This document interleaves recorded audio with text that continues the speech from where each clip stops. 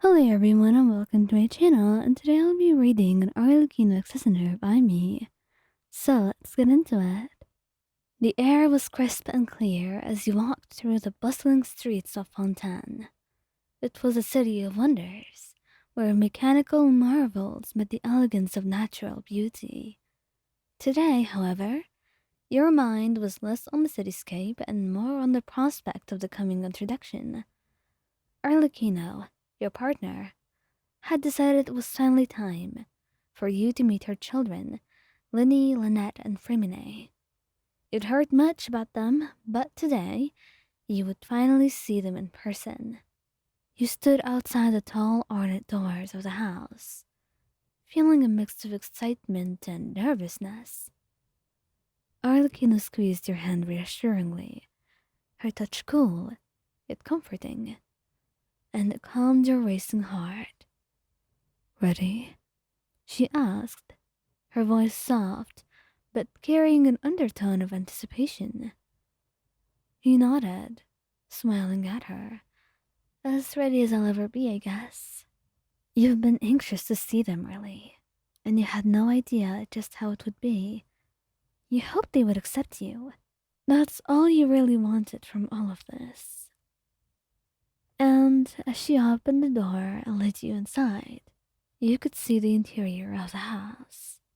It was elegant as the exterior, a blend of sophistication and warmth. And as you walked through the hallway, you could hear the faint sounds of a piano playing in the background. In the spacious living room, three figures awaited. Linny, with his playful eyes and charming smile, was the first to notice you. Lynette, with her serene demeanor, stood by his side. And lastly, Frimine, the youngest. He seemed a bit shy, partially hiding behind his siblings. Arlecchino stepped forward, her presence commanding attention. "Children, this is Swayan. I've spoken much about them. It's time you meet in person." Lenny was the first to approach, extending his hand with a mischievous grin. "So, you're the one who managed to capture your father's heart. Quite an achievement." You laughed, shaking your head. "I could say the same about you three. It's an honor to finally meet you. I've been waiting for this." Lynette stepped forward next, her eyes studying you intently. "Father has told us a lot about you. I hope you don't mind us asking questions." "Not at all," I replied warmly. "Ask away." And Frimine finally stepped out from behind the siblings, his gaze hesitant but curious. "Do you like Fontaine?" he asked quietly. And he smiled, nodding. "I do. It's a beautiful place, just like Arlecchino said it would be. As a Monstadian, it was nice to finally explore and get here. I'm really enjoying it here." Arlecchino watched the interaction with a rare softness in her eyes. "Why don't we all sit and talk for a while? We have much to discuss," she said. And so, as everyone settled into the cozy living room, Lily's curiosity got the better of him. "So, father, how did you two meet?" Arlecchino glanced at you, a small smile playing on her lips. "It was quite the story. We met during a mission in Snezhnaya. Wayan was a stubborn ally, insisting on doing things their way." You chuckled, remembering the moment vividly. "And you were equally stubborn, refusing to let me take unnecessary risks."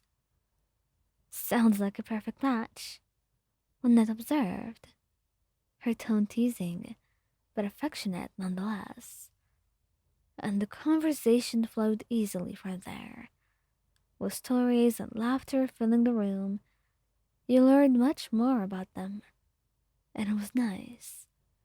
You learned about Lindy's passion for magic tricks, Lynette's love for reading, and Ferminae's fascination with underwater exploration. Each child was unique, carrying their own strengths and quirks, and it was clear that they all adored their father. At one point, Lenny leaned in, his eyes twinkling with mischief. So, Ion, do you have any hidden talents we should know about? Before you could respond, Arlecchino answered for you. They have a knack for strategy, always 2 steps ahead, even in the most chaotic situations. He shrugged modestly. I just like to think things through. It helps when you're partnered with someone as unpredictable as your father. Arlecchino chuckled, something she rarely even does. Unpredictable, am I?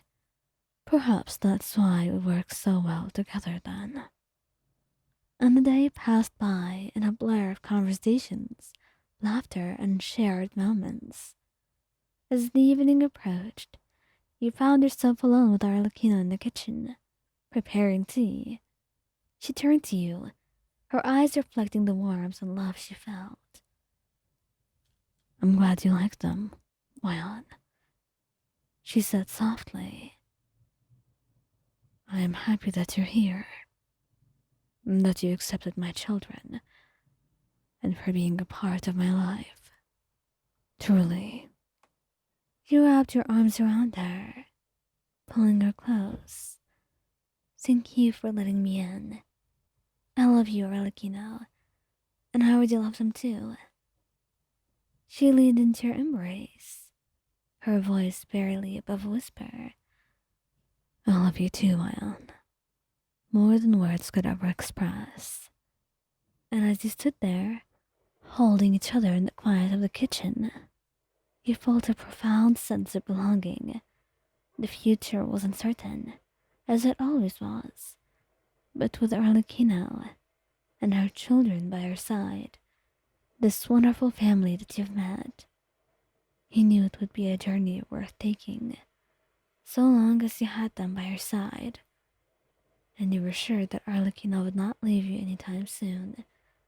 With the way she was holding you now, you could tell that you'd be able to depend on her, and you hoped that one day she would be able to feel the same way about you.